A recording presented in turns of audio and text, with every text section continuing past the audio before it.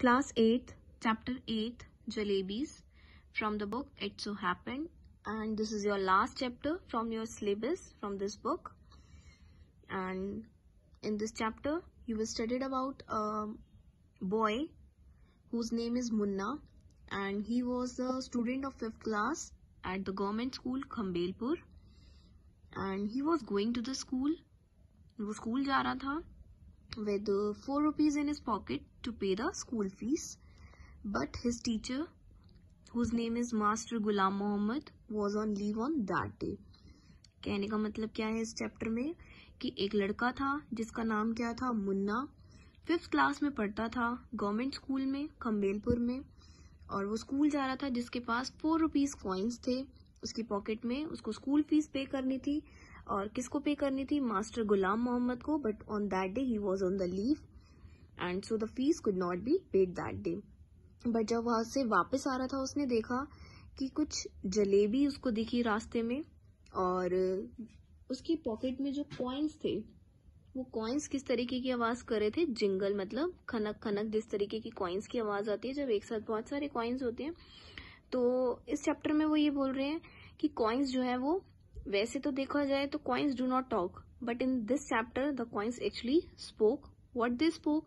One coin said, what are you thinking about, कि तुम किस बारे में सोच रहे हो? दोज फ्रेश हॉट जलेबीज, कि क्या तुम उन जलेबीज के बारे में सोच रहे हो जो तुम्हें उस शॉप पर दिख रही हैं? तो इस तरीके से कॉइन्स जो हैं वो मुन्ना से बातें कर रहे थे, यानी ऑथर से बातें कर रहे थे टुवर्ड्स द जलेबीज. मतलब जलेबीज की तरह उसका जो अट्रैक्शन थी वो उस तरीके से हो रही थी. बट मुन्ना क्या था, एक ऑनेस्ट बॉय था. उसने सोचा कि उसको इस पैसों से क्या करना है, स्कूल की फीस पे करनी है, ना कि कोई जलेबी खानी है या किसी तरीके से कोई अट्रैक्ट करना है. और उसने ये भी सोचा कि मैं एक बहुत ही अच्छी फैमिली से बिलोंग करता हूँ, तो मेरी फैमिली में अच्छा खाना मिलता है, हर चीज मिलती है, तो मैं ऐसा क्यों सोचूं कि मैं अपनी स्कूल फीस से उस खाने को परचेज करूं.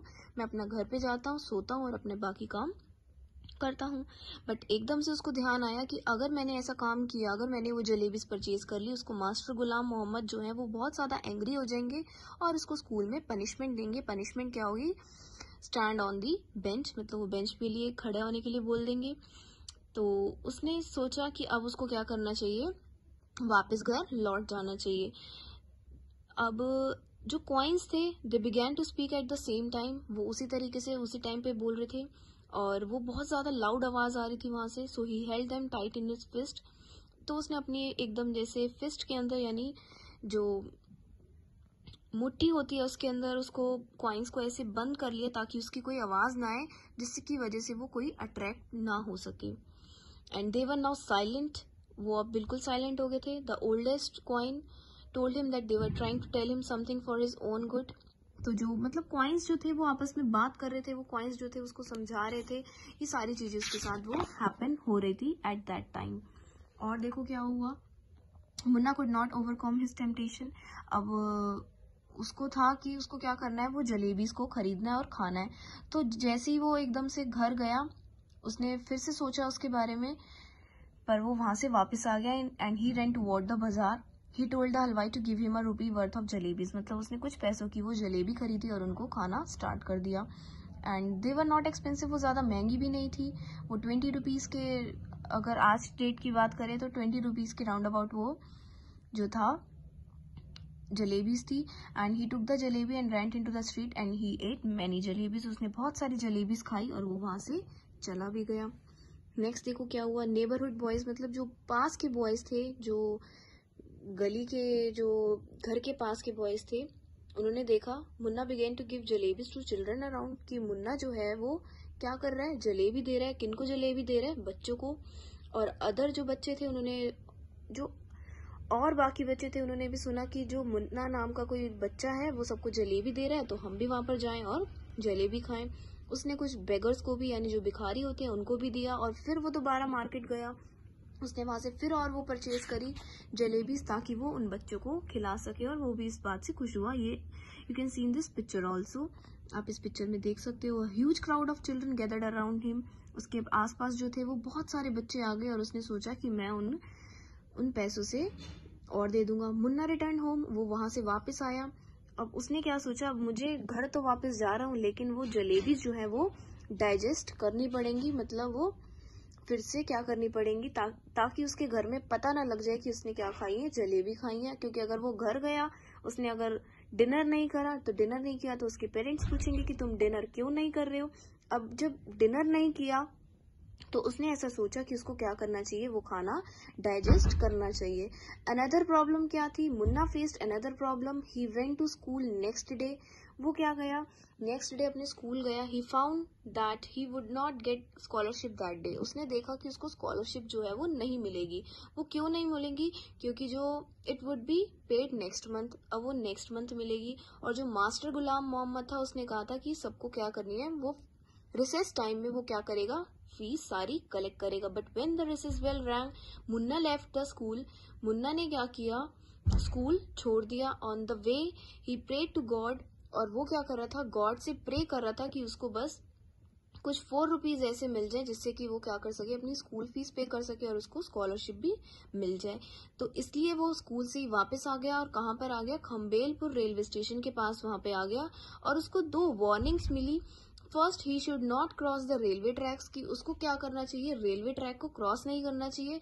And second, he must never eat sweets with his fees money, कि उसको क्या करना चाहिए, अपनी उन पैसों से क्या नहीं करना चाहिए था, उन स्वीट्स को खाना नहीं चाहिए था। Munna absence from school. अब मुन्ना जो था वो स्कूल में वापस नहीं आया। वो क्या करा, उसने रेलवे स्टेशन के पास, एक रेलवे ट्रैक के पास बैठ गया और उसने सोचा कि वो क्या करेगा, अब उसको क्या करना चाहिए। उसने इस बारे में सब सोचा कि ही कुड पे the fees with the scholarship money. उसने सोचा कि अब स्कॉलरशिप तो मिलनी है, उसी स्कॉलरशिप से वो क्या करेगा, वो स्कूल की फीस पे कर देगा। बट स्कूल जो स्कॉलरशिप थी वो उस मंथ में नहीं मिल रही थी, वो नेक्स्ट मंथ मिल रही थी। तो वो भी परेशान हो गया। तो उसने सोचा कि वो क्या करेगा, गॉड से यानी भगवान से हेल्प लेगा। उसने क्या बोला, that he was a very good boy, कि वो क्या है, एक गुड बॉय है। तो उसने क्या करना स्टार्ट कर दिया, गॉड को याद करना स्टार्ट कर दिया और नमाज पढ़ना वहां पर स्टार्ट कर दी। नमाज जो प्रे करने के लिए सब जैसे मोमडन्स होते हैं वो पढ़ते हैं, तो इसी तरीके से उसने पढ़ना स्टार्ट कर दिया, नमाज वगैरह, कुरान बाय हर्ट, और कुरान में भी। And he recite the entire Quran, जो जितनी भी कुरान की जो वर्ड्स होती हैं वो सारे जो है उसने रिकॉल करना स्टार्ट कर दी, जिससे कि वो भगवान से ये प्रे कर रहा था, अल्लाह मैया, I am a very good boy and please give some money, कि मुझे कुछ मनी दे दो जिससे कि मेरी हेल्प हो सके। After the prayer he offered नमाज, he also recite 10 सूरत्स।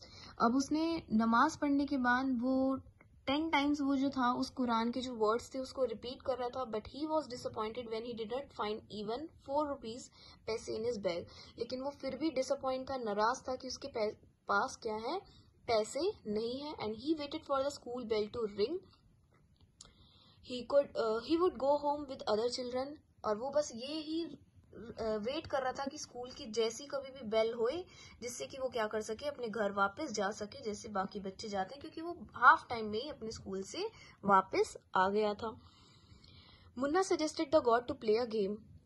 He will go from here to the signal. God should secretly places 4 rupees under that big rock. उसने क्या सोचा कि मैं अब गेम खेलता हूँ कि मैं यहाँ से चुपचाप चला जाता हूँ और गॉड जो है उसको वो क्या करेंगे, वहां पे पैसे, भगवान जो है वो पैसे दे देगा। और वो उससे प्रे कर रहा था भगवान से कि मुझे इसी तरीके से क्या मिल जाएंगे, पैसे मिल जाएंगे। Once again he touch the signal. उसने सोचा कि मैं जैसी सिग्नल को टच करके आऊंगा, उस एक रॉक के अंदर, एक पत्थर के अंदर उसको क्या मिल जाएंगे, पैसे मिल जाएंगे। You can see in this picture कि वो ऐसे सोच रहा था कि मैं जैसी, वो यहाँ पे देखो रेलवे ट्रैक है, वो जैसी वो सिग्नल को टच करके आएगा इस रॉक के अंदर, इस पत्थर के अंदर, भगवान है इसको पैसे दे देंगे और उसकी हेल्प कर देंगे। उसने ऐसा कुछ सोचा। And after that he went the signal and came back. He said Bismillah and lifted the rock. He found a big hairy worm under it. अब उसने क्या देखा कि अंदर एक कीड़ा था, जिसकी वजह से क्या हुआ, he saw the worm and staring at him. वो उसको देख रहा था। While going he was thinking of doing wuzu the next day and he will wear the clean clothes. उसने सोचा कि अब मैं जो है साफ सुथरे कपड़े पहनूंगा। इस तरीके से उसने सब कुछ करना स्टार्ट करा। Later on he kept on thinking if there could be any harm if God had sent him 4 rupees. उसने सोचा कि क्या पता सच में इस रॉक के अंदर पैसे हों और गॉड जो है वो उसकी हेल्प कर रहे हो। इस तरीके से उसने सोचा। And he will not learn to do anything, this is because he will get everything without the effort. अब उसने सोचा कि उसने क्या रियलाइज किया कि अगर गॉड जो है वो, if if God gave everything for asking, man will be no better than the birds. उसने सोचा कि अगर हम ऐसे ही सबसे मांग लेंगे तो क्या सबको ही सब कुछ मिल जाएगा? नहीं, मतलब कि सबको क्या करनी चाहिए, अपनी लाइफ में मेहनत करनी चाहिए। तो इसी तरीके से उसने सोचा कि अगर मैं कुछ भी मेहनत करता हूँ या कुछ भी कोई भी ऐसा काम करता हूँ जिससे कि मुझे पैसे मिल जाएंगे, लेकिन ऐसा नहीं हो सकता कि हमने प्रे करा गॉड से और उस पत्थर के नीचे वो पैसे मिल जाए, ऐसा कभी भी नहीं होता। तो उसको ये चीज़ क्या रियलाइज हुआ कि उसको क्या करना चाहिए था, उसको अपनी स्कूल फीस पे करनी चाहिए थी और ऐसी जलेबी नहीं खानी चाहिए और अपनी मेहनत से हर काम करना ज़रूरी होता है।